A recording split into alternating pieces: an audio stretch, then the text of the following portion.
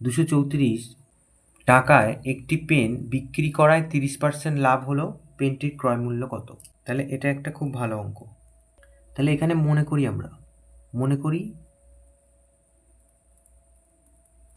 ক্রয় মূল্য 100 টাকা।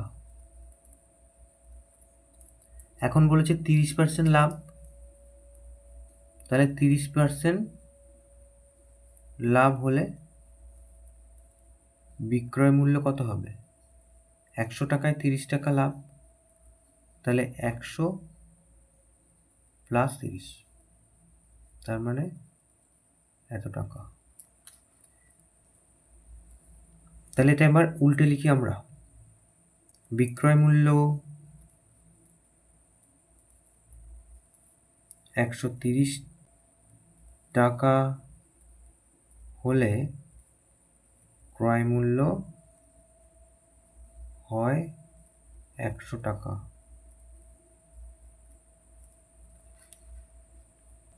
তাহলে বিক্রয় মূল্য 1 টাকা হলে ক্রয় মূল্য হয় 100/130 টাকা, কম হবে। তাহলে অতএব বিক্রয় মূল্য আমাদের বলেছিল 234 টাকা হলে ক্রয় মূল্য হয় 100 গুণ 234, তলায় 130, এটা 0 0 কাটা। তাহলে এটা 13 দিয়ে কাটবে, 13 × 13 আর 8 13 104, তাহলে এত টাকা, তার মানে 180 টাকা। তাহলে অতএব